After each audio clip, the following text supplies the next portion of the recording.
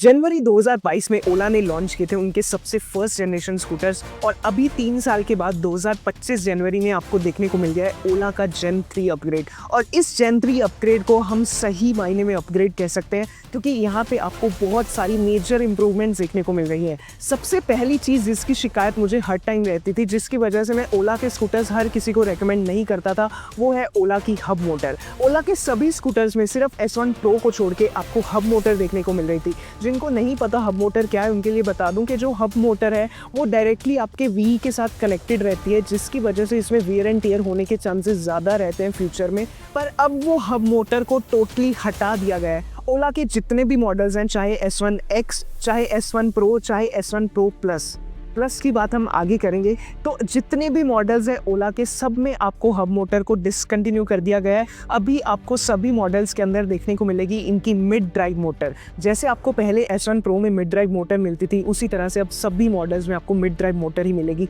पर यहाँ पे भी आपको एक इम्प्रूवमेंट करी गई है। पहले जो मिड ड्राइव मोटर थी वो व्हील के साथ बेल्ट के थ्रू कनेक्टेड थी, मतलब आपकी जो मोटर थी वो बेल्ट ड्रिवन थी। पर अब यहाँ पे बेल्ट को भी हटा दिया गया है। अब ये मोटर होने वाली है चेन ड्रिवन। चेन में बस ये दिक्कत रहती है कि बेल्ट के मुकाबले आपको चेन के साथ थोड़ी ज़्यादा आवाज़ देखने को मिलती है मोटर में। पर ओला का कहना है कि उन्होंने उस आवाज़ को भी मैनेज कर लिया है। आपको बेल्ट के जितनी ही आवाज़ इस मोटर में देखने को मिलेगी। और चेन यूज़ करने की वजह से यहाँ पे आपकी जो मोटर की एफिशिएंसी है वो 2% ज़्यादा बढ़ गई है। एंड उसके साथ साथ आपको 10% एक्सेलरेशन में इंप्रूवमेंट देखने को मिलेगी। एंड लाइफ ऑब्वियसली आपकी बेल्ट की लाइफ काफ़ी कम होती है चेन के मुकाबले, तो इसकी लाइफ भी 2x हो गई है पहले के कंपैरिजन में।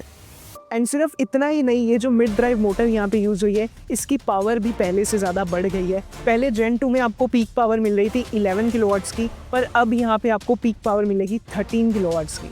तो ये अपडेट मुझे काफ़ी ज़्यादा अच्छा लगा। और सबसे अच्छी बात ये है कि जितने भी स्कूटर्स हैं जेन 3 में, सब में आपको यही मोटर मिलेगी और सब में आपको यही चेन ड्रिवन सिस्टम देखने को मिलेगा। और फिर उसके बाद तीसरा जो सबसे मेजर चेंज है जेन 3 स्कूटर्स में, वो है इनका ब्रेक बाय वायर का फीचर। ये फीचर को मैं आपको जितना इजी हो सके उतना इजी करके समझाने की कोशिश करता हूँ। जैसे कि अगर आपने बजाज चेतक चलाया होगा तो आपके स्कूटर की जब आप रेस को छोड़ देते हो तो आपका स्कूटर ऑटोमेटिकली ब्रेक अप्लाई करता है, जिससे आपका स्कूटर चला जाता है रीजनरेशन मोड से। मतलब आपको मैन्युअली ब्रेक प्रेस करने की ज़रूरत नहीं पड़ती, खुद ब खुद आपकी मोटर रीजनरेशन मोड पे चली जाती है, जिससे ब्रेक अप्लाई होती है और आपकी जो बैटरी है वो रिवर्स चार्ज होती है। उसी तरह से एथर ने अभी इंट्रोड्यूस किया था उनका मैजिक ट्विस्ट। जैसे उनका भी यही था कि आपको ब्रेक अप्लाई करने की ज़रूरत नहीं है। जब आप अपने एक्सेलरेटर को आगे की तरफ घुमाओगे तो आपका स्कूटर आगे जाएगा। जब भी आपको ब्रेक अप्लाई करनी होगी तो आप आपके एक्सेलरेटर को ही उल्टा घुमा दोगे तो खुद ब खुद आपका स्कूटर चल जाएगा रीजनरेशन ब्रेकिंग के ऊपर।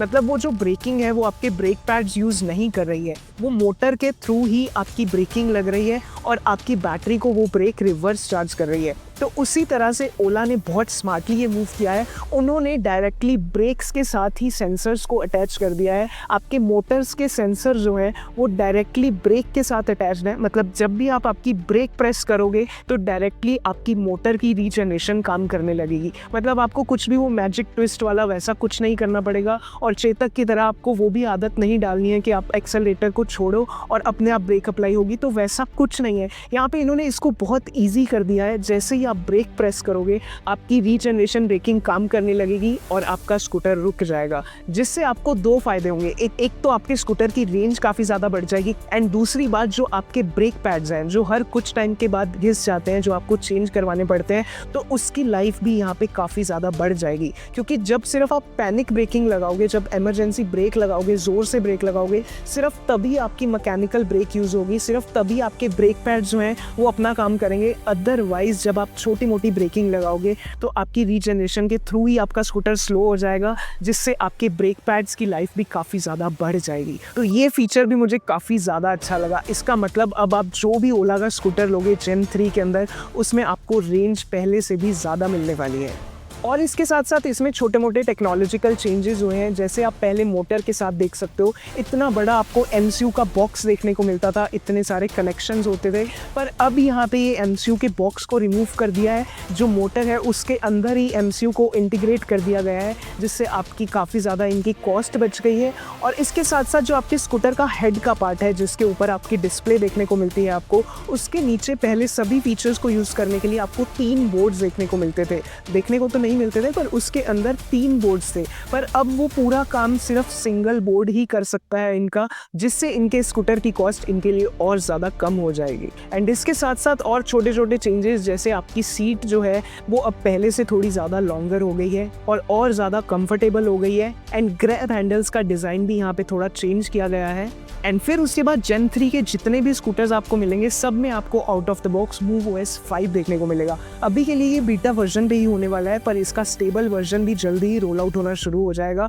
और इस MoveOS 5 में अगेन आपको काफ़ी सारे फीचर्स इंट्रोड्यूस कर दिए गए हैं। सबसे पहले तो इनका DIY मोड, जिसमें आप आपके हिसाब से स्कूटर की परफॉर्मेंस, उसकी स्पीड वगैरह को खुद ब खुद आपके हिसाब से सेट कर सकते हो। एंड फिर आपको स्मार्ट पार्क मिल जाएगा, एंड आपको इसमें स्मार्ट वॉच के साथ कनेक्टिविटी भी देखने को मिल जाएगी।